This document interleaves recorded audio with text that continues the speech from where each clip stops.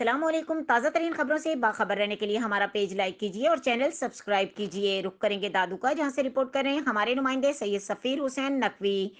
میڑ میں انسانیت سوز دردناک واقعہ پیش آنے کی وجہ سے دکھ، افسوس اور غصے کی لہر دوڑ گئی۔ شہر کے سولنگی محلے میں بوڑھے ملزم علی شیر سولنگی نے مبینہ طور پر اپنی 8 سالہ معصوم بچی، اپنی بھتیجی کی بیٹی پوتی وجیہ سولنگی سے جنسی زیادتی کرنے کا انکشاف ہوا ہے۔